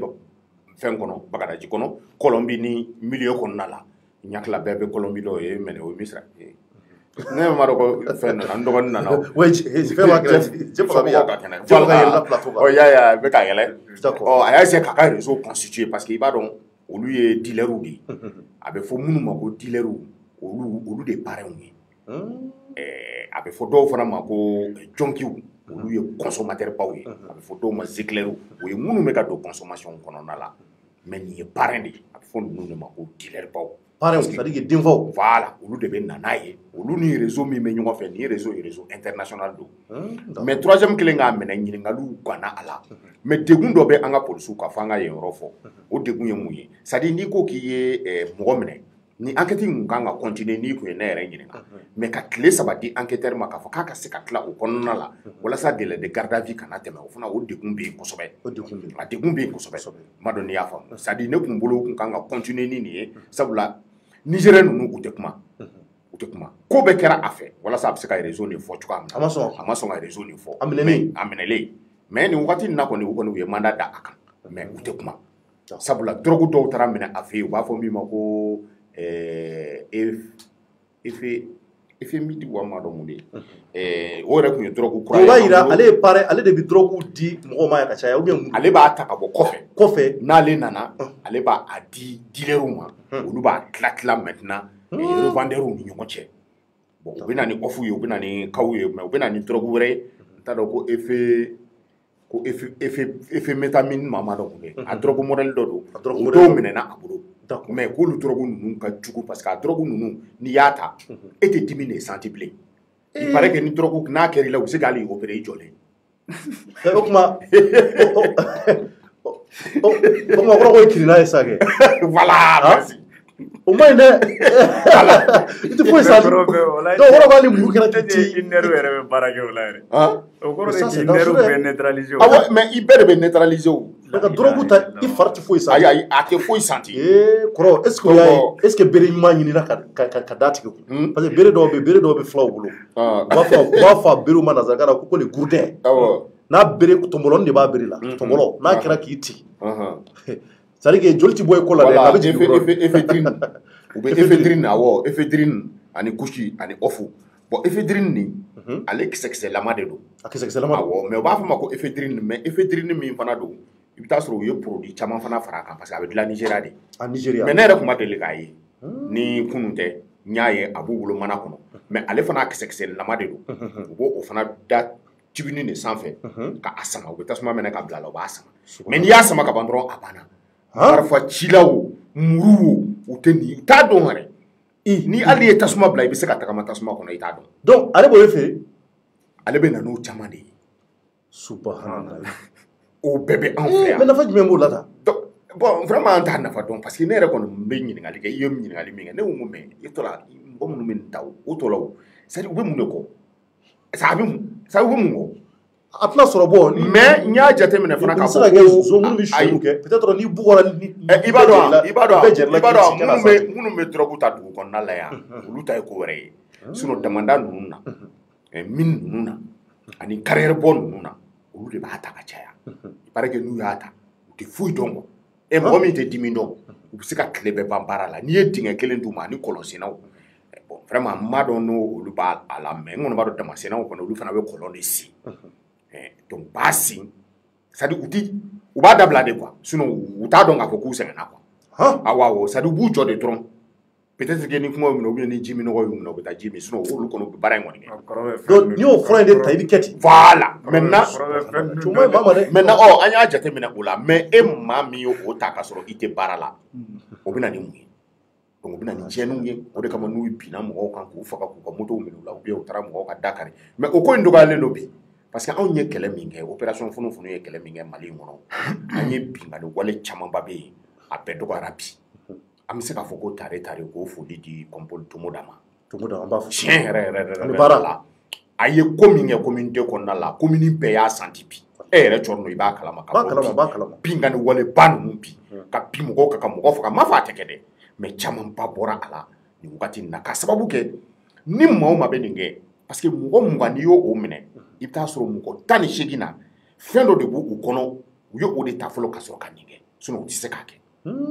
donc an y'o de jateminɛ mais an ye min fana jateminɛ k'a fɔ réseau minnu n'olu fana bɛ na n'a ye ni réseau ninnu na u ni faama caman bɛ baara kɛ ɲɔgɔn fɛ mais an tɛna an da don olu la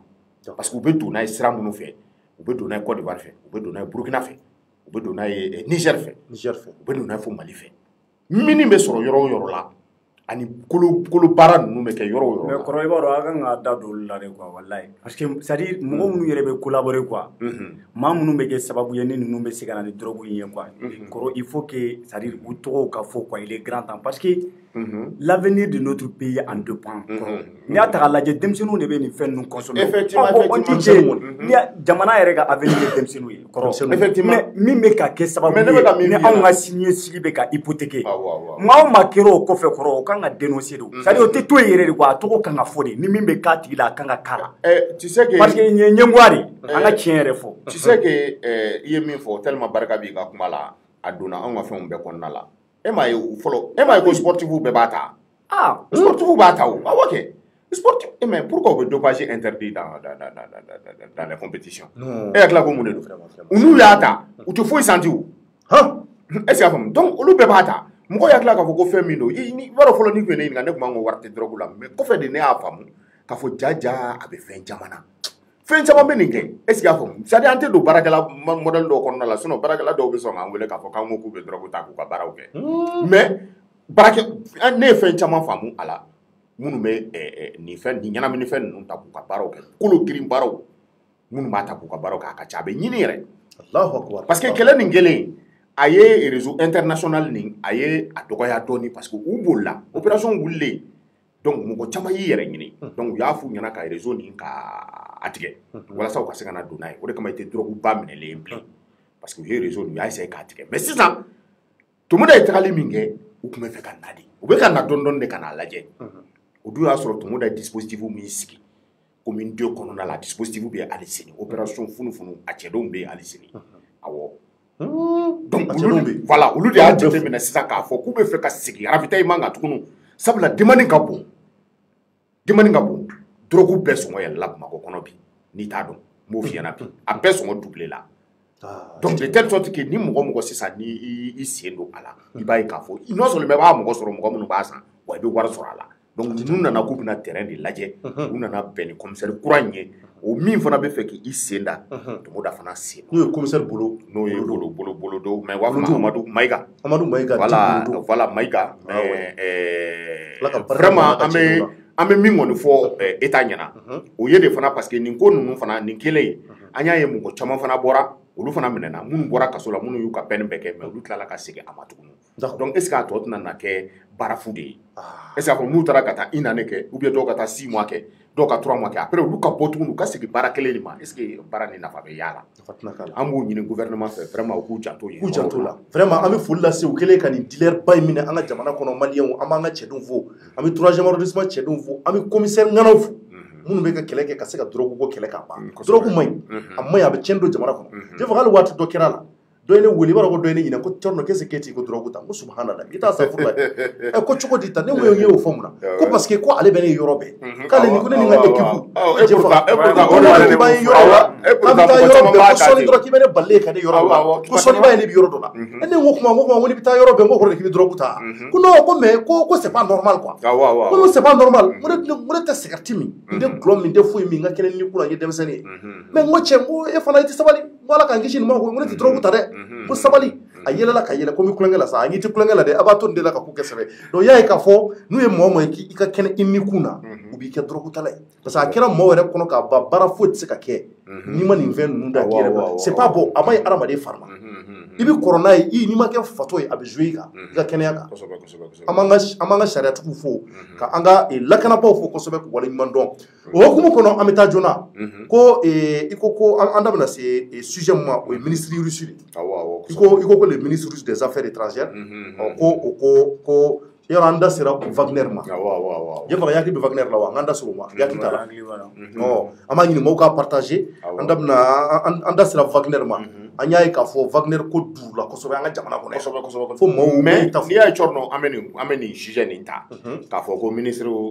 Russie n'o ye Sergei Lavrov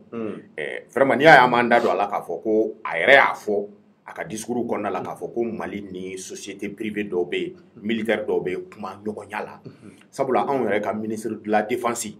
o bɔra k'a fɔ ko kuma nin ko ŋunuŋunukan de kun ɲakila an ye o de mɛn ko ŋunuŋunukan don bon dimanche don an ka premier ministre ale taalen Nations Unies na ale ma se a ma nkalontigiya a ye min yira dɔrɔn a ko olu y'u ka lakana di maa minnu ma n'o ye tubabuw ye u yɛrɛ sama ka bɔ lakana nin kɔnɔna la ka sɔrɔ fɛn ma fɔ olu ɲɛna o degun min bɛna na se ale ka population ma diyagoya don ale b'a ɲini a ka population bɛ protéger cogoya min na a n'ale ka population bɛ se ka lakana cogoya min na ko sira min bɛ bɛn ni o ye ko olu bɛ se ka o sira in fana ta donc o fana fɔ k'a fɔ fana o fana ye olu ka baara ye wa olu sigikun ye o ye wa baara foyi tɛ gouvernement na ni o fana tɛ ka population lakana a n'a ka bolomafɛnw donc o y'o fɔ donc o kɔrɔ ye di o kɔrɔ ye k'a fɔ ko tiɲɛ na Mali bɛ fɛ ka ko dɔ ɲɛɲini min bɛ tali kɛ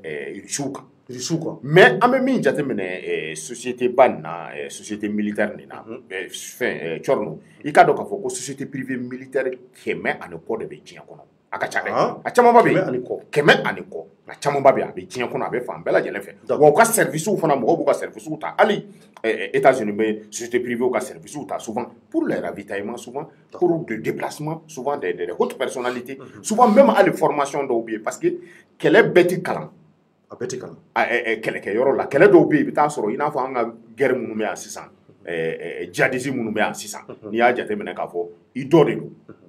sɔgɔma i bɛ taa bɔnbɔn san a bolo ka cigarette san a bolo sufɛ a bɛ marifa ta i kama i b'a dɔn o kɔni tɛna na kalan ekɔliso la o parce que ekɔliden guerre ninnu na on te montre l'ennemi u b'a f'i ɲɛna k'a bɛ yan donc i b'i préparer i b'a étudier donc i bɛ janfa sira la walasa i k'a sɔrɔ mais ɲin jugu i b'o ye cogo di vraiment o ye man di bon o de gɛlɛya bɛ yen mais a taara ye k'a fɔ ko Mali bɛ fɛ réellement an bɛ wagati min na sisan ka i ɲɛsin ko wɛrɛw ma Irisiw ka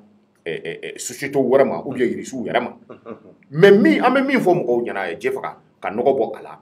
accord militaire bɛ Mali ni Irisi cɛ a mɛnna accord politique bɛ yen accord militaire bɛ yen fɔlɔ n'i ye jateminɛ k'anw yɛrɛ tun ka dɔgɔ tuma min na minan si tun tɛ na ni Irisiw tun ka minan tɛ wa an tun bɛ Irisiw de ye yan olu de tun bɛ taa hali Kulukoro an ka émiyaw na k'an ka mɔgɔw furan kosɛbɛ an tun ye olu ye mais nin société ba nin a ye baara caman kɛ a bɛ Afrique du Sud o Wagner nin u bɛ Afrique du Sud wa fana olu de fana ye Syrie kɛlɛ in i y'a dalen bi olu nɔ don Centrafrique an tɛ kuma ni o ye olu nɔ don mais paraît-il k'u tɛ blaguer dɛ aw tɛ blaguer ayi komi e yɛrɛ ko marteau bɛ cɛ in bolo i delila ka cɛ min image bɔ a yɛrɛ tɔgɔ ko ka ɲɛmɔgɔ Dimitri awɔ Dimitri ale ba ye dɛ a tɛ sɔn yɛlɛ ma ayi ale tɛ yɛlɛ e t'a ɲɛ la n'i y'ale mais an bɛ ka min fɔ mɔgɔw ɲɛna ale ma ɲi dɛ subhanallah c'est que Irisiw ka ministre des Affaires étrangères a y'a confirmé k'a fɔ effectivement Mali bɛ ka kuma ɲɔgɔnya ta u ni ɲɔgɔn cɛ mais a y'a confirmé a yɛrɛ ye min fɔ an ye min sɔrɔ bɔlɔlɔw ni fɛnw sanfɛ k'a fɔ ko effectivement ko o kumakan ɲɔgɔnya o bɛ yen maintenant a ɲɛnabɔra wa a ma ɲɛnabɔ parce que ce n'est pas officiel et ça faamu mais kuma caman bɛ k'a kɛ a kɔnɔ mais Jeff on a gagné quand même parce que nin ko in na on a gagné de quoi parce que an ye Faransi siranna nin wagati nin na jusqu'à ce que u ka ministres n'u ka présidents bɛɛ bɛ ka kuma hali u ka assemblée bɛ ka kuma nin ko in kan k'a fɔ ko Mali bɛ fɛ ka taa a ka lakana di mɔgɔ wɛrɛw ma u yɛrɛ bɛ ka remise en cause kɛ u yɛrɛ bɛ k'a ye sisan k'a fɔ olu ye baara min kɛ san 8 kɔnɔna la Mali la vraiment nɔ ma ye a la u yɛrɛ bɛ k'o ye parce que n'i y'a ye k'a fɔ Mali bɛ fɛ ka taa a arme feere jablu ma parce que société privée ou mais ne t'a fɔ ko mercenaire ou parce que mercenaire olu ye ko wɛrɛ ye vraiment parce que ne t'u dɔn o la mais société privée ou légalement constituée papier b'u la min riches yɛrɛ ye minnu di u ma wa riches yɛrɛ b'u ka service fana ta kuma dɔw la ka baara kɛ ni a ye riches yɛrɛ b'o kɛ a tɛ tɛmɛ o kan vraiment o kɔrɔ fɔ jara Jɛfaka ka hakilata ye mun ye o kan rapidement parce que an y'a ye k'a fɔ Russie ko kuma in ye dugu minɛ dɛ Jɛfaka ouais effectivement d'abord on bɛ foli kɛ parce que n sigira ma foli kɛ fɔlɔ n bɛ mɔgɔ bɛ k'a lamɛn n bɛ bɛɛ lajɛlen fo kɔrɔ bɔra ka mun fɔ sisan i bɔrɔn bɛ o kuma i ko savon dima la non dima nɔ don dima nɔ don wa siga t'a la dɛ dima nɔ don ok d'accord kɔrɔ bɔra ka kuma mun fɔ sisan n'o de ye k'a fɔ ko Russie ka ministre y'a jira u ka ministre des affaires étrangères k'a fɔ ko kuma ɲɔgɔnya bɛ an ka sɔrɔdasiw ni fɛnw cɛ mais mun y'anw ka sɔrɔdasiw o m'o fɔ mais u bɛ faamuya o parce que mɔgɔw déjà bɛɛ b'a kalama k'a fɔ ko Faransi b'anw ka territoire kan qui est un partenaire d'ailleurs historique parce que Faransi b'anw fɛ yan a mɛnna mais olu ma se ka nɔ bɔ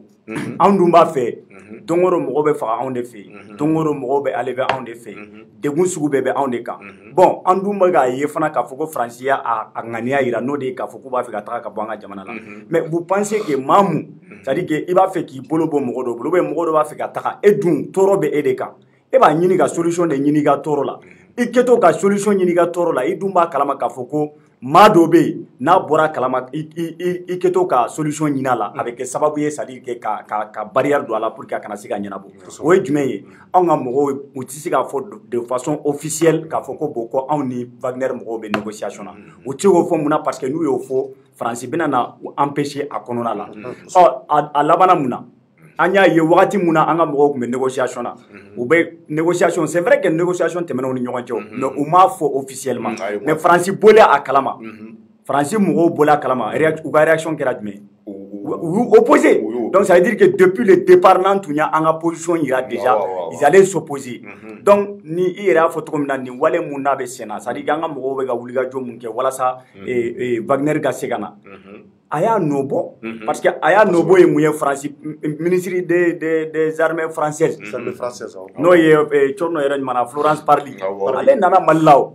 a nana mun na a m'a fɔ k'olu tɛ taa bilen yan maa minnu ko k'olu bɛ taga ka tila k'a fɔ ɲɛna k'a fɔ k'u tɛ taa hali ni Wagner ma na hali ka dan an y'a yira u la k'a fɔ ko nous sommes un état souverain ni aw bɛ taga y a pas de problème mais comme anw de bɛ degun na a ka kan anw ka fɛɛrɛ dɔ tigɛ walasa degun bɛ se ka bɔ anw da la donc a nɔ dɔ ye nin ye fɔlɔ a nɔ filanan ye mun ye an y'a ye Choguel taara yan fɛ Choguel y'a ka discours kɛ yen Choguel y'a jira k'a fɔ ko anw tɔɔrɔlen don mais anw fɛ an ka jamana la parce que il faut reconnaître que Mali kɔnɔ maa caman de bɛ manifester minnu b'a fɔ ko Faransi ka taga dɔwɛrɛ t'o parce que Faransi ka bilan de man ɲɛ donc n'u ka bilan man ɲɛ c'est tout à fait normal Maliyɛnw ka wuli k'a fɔ k'u ka taga parce que anw de bɛ ka sa anw somɔgɔw de bɛ ka sa don o don n'o tɛ ka bɔ a la donc a ka kan an ka jira cogo sugu bɛɛ la k'a fɔ ko Faransi bɛ yan kan vu que leur bilan est négatif u ka taga ka bɔ an ka jamana kɔnɔ donc k'a jira Choguel y'a jira k'a fɔ ko y a pas d'anti-français mais n'i y'a ye jamanadenw wulila parce que le bilan est négatif donc a ka kan anw ka partenaire dɔ ɲini parce que Faransi y'a jira k'olu bɛ taga donc an ka discours in a ye na c'est à dire que an ka mɔgɔw ka nin wale mun filɛ nin ye n'an ko ka hali n'u mana a bɛ kɛ sababu ye Faransi n'a a position ɲɛnama yɛrɛ ye mun ye a n'o jira anw na Faransi yɛrɛ nakun ye mun ye a b'o jira anw na sinon ministre ye kuma wɛrɛ fɔ mun ka jugu ni nin bɛɛ ye o ministre y'a jira a ka kɔrɔfɔ la ko hali Faransi y'a jira olu ye Rusiw la ko yan ye olu ka territoire ye ko yan yɔrɔ ninnu ye olu ta de ye donc ça veut dire quoi ça veut dire que olu man kan maa si man ka na ka bɔ yɔrɔ wɛrɛ ou bien partenariat man ka tɛmɛ jamana si ni ɲɔgɔn cɛ c'est à dire que ka na Farafina yan surtout ka bɔ Europe kana Farafina ka sɔrɔ o ma tɛmɛ ni Faransi ye parce que olu de ta ye yan ye mais o b'a yira o bɛ mun yira anw na o b'a yira anw na k'a fɔ ko souveraineté ko kuma min an minnu b'a fɔ ko on est un état indépendant a b'a yira an na k'a fɔ ko indépendance ja Faransi y'a d'a ma nka tiɲɛ tɛ parce que ni si voilà donc a b'an siga quoi parce que n'olu y'a yira ninnu na k'a fɔ olu ta de anw ye halisa o bɛ mun yira o b'a yira k'a fɔ an b'olu ka mara de kɔnɔ donc an ka mɔgɔw ye nin min kɛ u y'a yiru la de k'a fɔ ko an ka souveraineté min n'a y'a d'a ma souveraineté an b'a fɛ k'a bila c'est à dire que en valeur an b'a fɛ k'a pratiquer an b'a fɛ k'a yira diɲɛma bɛɛ la qu'on est un état souverain c'est pourquoi nous sommes dans la liberté de collaborer ou bien de signer avec qui on veut partenaire fɛn fɛn y'an diya an b'u wele ka na an ka jamana kɔnɔna la walasa degun b'a anw da la u bɛ se ka taa cogo min na sinon Faransi fana u tɛ yan gansan koyi u ka sɔrɔdasi minnu bɛ ka sa c'est vrai on reconnaît que maa caman sar'u la c'est vrai mais u ka mɔgɔw bɛ ka sa mais Faransi fana nafa bɛ yan dɛ nord la n'i ye nord ta k'a lajɛ par exemple Kidal maaw dɔw yɛrɛ bɛ yen mɔgɔ minnu yɛrɛ bɛ sema la olu y'a yira k'a fɔ ko yen ko sanu dɔw bɛ bɔ yen donc olu ka sanu u b'a négocier u ni partenaires dɔ cɛ u b'a négocier u ni ɲɔgɔn cɛ Faransi de don sinon Faransi tɛ yan gansan aw tɛ yan gansan aw nana ka na anw dɛmɛ de ko aw bɛ kɛlɛ ban ni kɛlɛ ma ban ni an ko k'an bɛ taa yɔrɔ wɛrɛ ou bien ka maa wɛrɛ wele ka na anw dɛmɛ ni aw nakun ye dɛmɛ lakika de ye dɛ ni aw yɛrɛ y'a yira k'a fɔ ko aw dɛsɛra parce que Faransi y'a yira cogo sugu bɛɛ la k'a fɔ k'a dɛsɛra n'a ma ɲɛ ko anw bɛ maa wɛrɛ wele ka na ni aw ta ye dɛmɛ ye tiɲɛ de ye dɛ aw kan ka fara anw kan ko olu nati parce que anw de bɛ ka sa aw nana de ko anw kana sa ko anw kana déplacer kana ye anw fɛ ni maa wɛrɛ n'an ko k'an bɛ maa wɛrɛ wele ka na ko parce que aw dɛsɛra o man ka kɛ problème ye donc an k'a yira bɛɛ la k'a fɔ ko an ka autorité le fait que u m'a yira de façon officielle o ye parce que u bɛ k'u ka baara de kɛ duguma fɛn caman de bɛ yen n'u y'a yira c'est stratégique c'est purement stratégique voilà vraiment je faga hakilaw ɲɛna kosɛbɛ i kunkolo ka ɲi kosɛbɛ o de y'a to i bɛ marabolo ɲɛmaaya la kunkolo ka ɲi c'est-à-dire n b'a ka kuma sɔn ci la français ye min fɔ Wagner ko nin na français ko mercenaires de don ko u tɛ sariya bonya ko yɔrɔ caman na u taara yen i n'a fɔ Centrafrique ninnu ni fɛnw na k'u ye damatɛmɛ ko walew camanba kɛ minnu nana ni degunbaw ye mais France ɲinɛnen don ko kelen de kɔ c'est à dire anw tɛ degun kɔnɔ bilen c'est à dire anw curunin de don c'est à dire bɔcogo de tɛ anw na bilen quoi n'i ye mun di anw ma anw b'a minɛ an bolo la sabula an ka kɛlɛ nin a sera soforo kun na dɔn t'a ɲɛ bilen donc an mago bɛ bɛɛ de la an bɛ k'an yɛrɛ ɲini fa merci donc n'i y'a jateminɛ attaque minnu bɛ ka kɛ tiɲɛ na a ko yin a degun ka bɔ dugu kelen u y'o bare ka bɔ anw fɛ yan hali bin tɛ fala yɔrɔ dɔw la bi olu bɛ anw bara yan donc vraiment degun bɛ anw kan donc u mana kɛ mercenaires ye o u kɛra fɛn wɛrɛw ye o Thierno anw n'an bolo di olu ma walasa anw bɛ se ka bɔ dingɛ nin kɔnɔ cogoya min na merci beaucoup kɔrɔ maliyɛnw hali bi n b'a ɲini a ka dɔ fara partageli kan kosɛbɛ maa minnu bɛ k'an lajɛ u ka dɔ fara partage kɔrɔ bɛ n kɛrɛfɛ yan Jefuga bɛ n kɛrɛfɛ an bɛna kuma mun kan a bɛ se ka maaw layɛlɛ nka bɛɛ n'i jɔrɔ na ko wa jamana jɔ la n bɛna fɛn dɔ fɔ aw ye bi mina jamanadenw Mali kɔnɔ bi na fɛn foyi tɛ yen ko mun ye ten ye foyi tɛ yen ten ko ko bɛ yen n'a bɛ kɛ i b'a sɔrɔ kun b'a la mais o de don c'est à dire diɲɛ yɛrɛ bɛ dara ten de o nin waati in na a y'a partager kosɛbɛ n bɛ foli lase Mimi Lova ma an kanuba belebeleba don a k'a partager an bɛna se welewele ma welewele o ye rubrique dɔ ye rubrique kura dɔ ko welewele an bɛ min fɔ kosɛbɛ ko an b'a fɔ ka waleɲuman dɔn n bɛ foli lase n yɛrɛ furumuso ma ni o ye Maya Touré an b'a fɔ Faransi a bɛ k'a lajɛ ala ka barika don ala ka kisi nin waati in na maliyɛnw welewele kɔnɔna na n y'o de fɔ n'an bɛ téléphone bila maaw bɛ téléphone bila maaw bɛ téléphone ci kɛ weleli kɔnɔna na maaw b'u ka fɛnw fɔ an ye an b'a fɔ dɔw bɛ jɛn tɔgɔ ci dɔw tɛ jɛn an y'o de fɔ n'an bɛ to k'o kɛ de temps en temps a bɛ kɛ ka jɛmukan diya maliyɛnw nin y'an balimakɛ dɔ ye o fana y'an wele nin y'a dɔgɔkun kelen ye an ko k'an b'a ta welewele la an yɛrɛ ye sɔsɔliw k'a ka kɔrɔfɔw la sa an ko nka kuma tɛ yen kuma minnu bɛ fɔ ten an hakili b'a la k'a fɔ danbɛlɛlɛkan minnu delila k'an wele maliyɛnw k'a fɔ k'a furumuso a y'a yɛrɛ ɲini ko sabula ale de nɔrɔma ka telefɔni na su ani tile a tɛ fara ka telefɔni na ko muso ye kangari da ye ale ma sɔn ale bolo kulonkɛ don mais don min na a bɔra baarakɔ la a nana sɔrɔ la muso ye minɛn bɛɛ cɛ k'a yɛrɛ ɲini ale dabali banna ale tun bɔra a bɛ kulonkɛ la jaa tɛ kulonkɛ la denw b'a bolo hokumu kɔnɔ muso kɔni dara sa fo Côte d'Ivoire frontière de la nka anw kɛra sababu ye mun ye Famori Danbɛlɛ ye a furumuso segira an bɛ foli lase a n'a ka denbaya ma nin waati bɛ sɔn k'a sɔrɔ u bɛ k'a lajɛ parce que a ko k'a muso ye ouverture média kanuba ba don k'a bɛ k'a lajɛ dɛ an b'u fo k'an sababu la ko du diyara nka nin fana ye dɔwɛrɛ ye maa dɔ fana de y'an wele n bɛ segin a kan k'ale sugura fɛn dɔ la a t'a dɔn mun don a ye kuma in fɔ ne yɛrɛ yɛlɛla n y'a fɔ maa mun bɛɛ yɛlɛla an ko nka n ti yɛlɛ koko ye nka an b'a tɛnku ka maaw ɲininka bɛɛ n'i jɔrɔ la ko don maliyɛnw k'a sugura jumɛn na a ko k'ale de sugura k'a ye k'a fɔ anw ka Mali président kɔrɔ mun b'an kunna ni o ye Bandaw ye k'o segira ka kɛ président ye ko nka o kɛra président ye cogo min na a y'a fɔ a ko sogo la ale kun bɛ sogo la cogo min na ale kun bɛ ka wulikajɔ de sabati ni ka se ka taa yɔrɔ a ka baarakɛyɔrɔ magɛn k'a y'a mɛn k'a fɔ ko nin waati in kɔnɔna kɔni ko danaya taara ka da kura tuguni ni ka da Bandaw kan ni ka se k'a bila jamana ɲɛmaaya la k'ale y'o ŋunuŋunukaw mɛn sogo la ale ye wulikajɔ sabati ka boli ka taa ko ɲɛɲini ne ko mun bɛ ka fɔ sogo la est ce que mun bɛ ka fɔ est ce que tiɲɛ don k'a taara sɔrɔ la an ka Mali télévision nationale o bɛ ka kuma kan k'a fɔ ko ko Bandaw kɛra jamana ɲɛmaa ye ko danaya taara ka d'a kan tuguni k'a kɛ ka jamana mara ale ma bali foyi la ale y'a mɛn tuguni sogo kɔnɔ ko Isa Kɔjim a ka yafa ma ko Isa Kɔjim kirina a ka yafa ma dɛ ani ka kuma fɔ ka ɲɛsin ka Isa Kɔjim cɛ y'a fɔ a ye sogo de la Kɔjim ye an ka bonya b'a yɔrɔ cɛ de b'a ye sogo la k'o de fɔra ale k'ale y'a mɛn sogo la ko k'a fɔra ko Bandaw kɛra président ko Isa Kɔjim kirina k'a ye kunnafoni mɛn ORTM na dɔrɔn k'a kirina k'ale bolila ka taa kunnafoni ɲɛɲini ka taa ouverture médiaw bɛɛ ka sogo la k'ale y'a sɔrɔ a ko tiɲɛ don Isa Kɔjim kirina ko tellement que a balila la a bonyana a tileba k'a kirina k'a kɛra kabako ye ko sogo la donc bon a ko ale kɔni ye nin ye sogo la est ce que ko sansi b'a la wa sansi t'a la sansi b'a la non sansi b'a la sansi bɛ nin kuma in na koyi mais ne bɛ fɛ ka ko dɔ fɔ n bɛ fɛ ka fɛn dɔ ɲini cɛ ka sogo in kɔnɔna la n bɛ fɛ a k'o fɔ ɲɛna mais an ka bɔ sogo kɔnɔ an ka cɛ lawuli fɔlɔ a ka bɔ sunɔgɔ in na an ka réalité yɛrɛ ta fɔlɔ Bandaw ye kɛra transition président ye mais Bandaw nana bɔ fanga la est ce que Bandaw démissionnera mɔgɔ y'a ka démission papier ye wa ou bien est ce que Bandaw y'i bolo bila sɛbɛn na i n'a fɔ IBK ye fanga bila don min na an y'a ye est ce que mɔgɔ y'o ye wa. ouais mais sɔrɔsiw de ye Bandaw ta sɔrɔsiw de y'a la ne ka tɛ yen yɔrɔ i bɛ n jaabi fɔlɔ est ce que Bandaw démissionnera. Bandaw démissionnera kɛ. A démissionnera officiellement. mais il a démissionné officiellement. a yɛrɛ y'a fɔ k'a fɔ k'a ye fanga bila. sɔrɔsiw ma bɔ ka communiqué kɛ yan ko ouais Bandaw démissionnera k'olu y'a bɔ a place la. démission in kɛ koyi Bandaw ta in yɛrɛ démission ko tɛ dɛ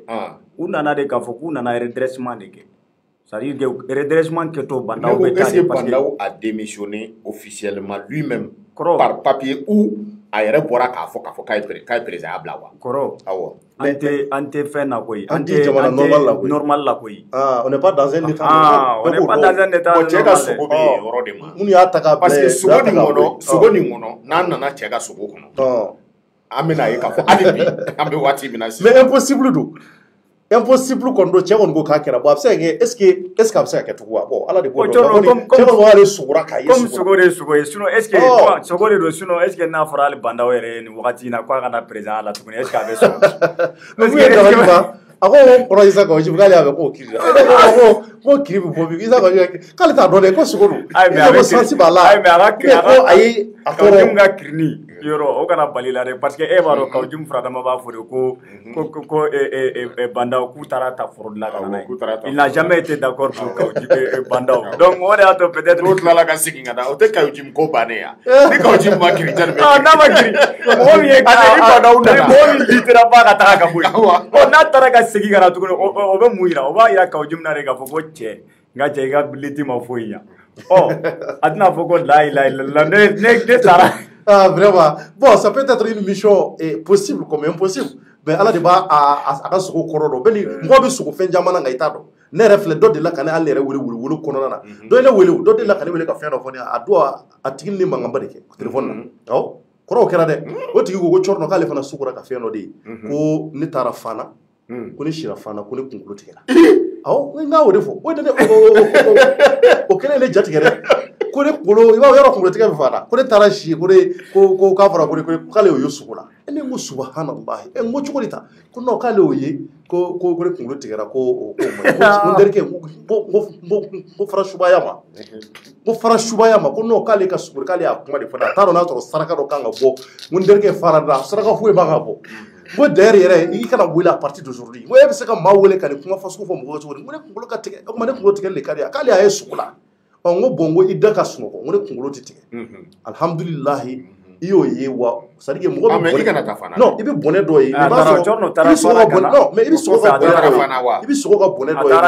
ye o bɔnɛ ça veut pas dire que k'o de bɛna kɛ o i b'a sɔrɔ essence wɛrɛ b'a la o ou bien dɔw b'a fɔ ko n'i sugora ka e ka welewele e ka émission welewele nin na sisan o min sugora k'a fɔ Banda o kɛra président ye o yala mɔgɔ wɛrɛw bɛ se k'a jaabi min tɛ anw yɛrɛ ye plateau sanfɛ wa parce que sugudonna dɔw tulo bɛ nin na mɔgɔ bɛ ka fɛ bon mɔgɔ bɛ ka commentaire sɛbɛn a la peut-être mun ka jaabi fɔ d'accord donc an bɛ foli lase bɛɛ ma ka bɛɛ waleɲuman dɔn k'a fɔ vraiment bɛɛ n'i jɔrɔna ko nka téléphone numéro bɛ ouverture média ni kuma min bɛ maa wɛrɛ bolo ou bien ni degun min b'i la i b'a fɔ n'a y'i diya i tɔgɔ bɛ fɔ donc an b'a ta k'a fɔ rubrique kɔnɔ folikalama jumɛn b'i bolo kɔrɔ bon ka foli di ouverture média lamɛnjɛkulu ma ka foli di e yɛrɛ ma ani n dɔgɔnin ka foli di bɛɛ lajɛlen ma ka kɛ ni bɛɛ lajɛlen ka waatiw ye k'a fɔ fana vraiment jamana nin an bɛ degun kɔnɔ an bɛna élection ko kumaw ni fɛnw bɛna daminɛ organe uniquew ni fɛnw sigili ko kumaw ni fɛnw bɛna daminɛ an bɛ ala deli vraiment u ka bɛn nin na u ka hinɛ Mali in na ten vraiment an b'o ɲini ɲɛmaw fɛ ka hinɛ Mali in na ten an bɛɛ ka jɛ k'a sama fan kelen fɛ kojugu wale minnu n'olu b'a ni ɲɔgɔn cɛ an b'olu bɔ an ni ɲɔgɔn cɛ an ka ɲɛsin faso ka ɲɛ taama n'o kɛra walayi an bɛ élection kɛ hali kalo kelen kosɛbɛ o ye tiɲɛ folikan laban jɛ faga folikan laban Cɔrɔnɔ k'i fo ka kɔrɔ fɔ kosɛbɛ kojugu kɛlɛba k'a fɔ a ka wulikajɔ la parce que voilà a bɛ vraiment a bɛ ko minnu na a ma nɔgɔn quoi surtout ale yɛrɛ bɛ dɔrɔgu minnu tɔgɔ ni fɛnw fɔ d'accord donc voilà k'an lamɛnbaga bɛɛ fo merci beaucoup Jɛfaga donc maliyɛnw an bɛ foli lase aw bɛɛ ma ka waleɲuman dɔn k'an kanubaa bɛɛ fo kosɛbɛ kosɛbɛ diɲɛ fantan naani fɛ ka jitaba fo Faransi an b'a fo kosɛbɛ ko ala ka barika don kow la an b'an kanubaw fo Cɔrɔnɔ Njayi de tun bɛ a bolokɔrɔ nin waati in na Cɔrɔnɔ Décrypte jɛmukan kɔnɔ an ka plateforme bɛɛ kan an b'a fɔ jamana in ala k'a diya ala k'a k'an sago ye ala k'an kisi an juguw ma merci à toutes et à tous an b'a fɔ ala ka dugu ɲuman kɛ au revoir. Non, c'è amici. Non è qua comunque.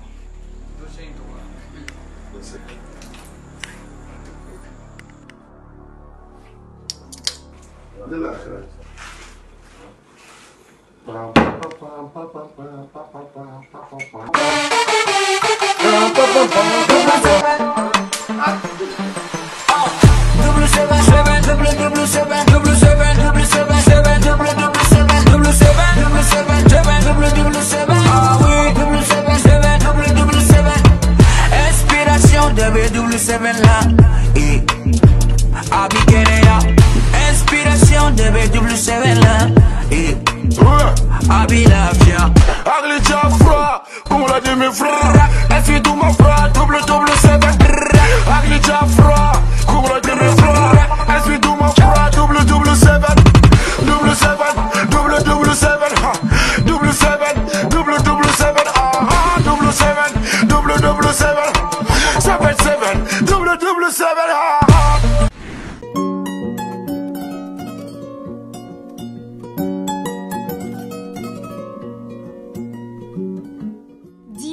Société Sodima ka safinɛ kura dilannen de don awɔ kana aw lafiya a ka sokɔnɔ baara bɛɛ lajɛlen na fini nɔgɔko b'o la minɛ nɔgɔko b'o la fo ka taa se farikolo yɛrɛ saniyali ma safinɛ Dima a jɛnsɛnnen don Mali fan 14 bɛɛ lajɛlen na mɔgɔ minnu fɛnɛ mago b'a caman santa la u bɛ weleli kɛ 75 30 fu ani 51 safinɛ Dima safinɛw ka sanbala ɲɔ.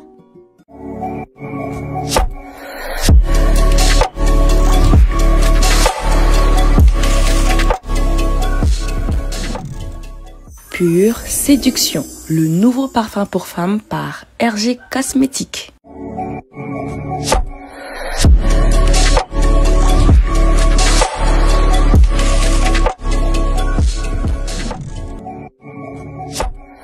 Intense Love, le nouveau parfum pour hommes et femmes by RG Cosmétiques.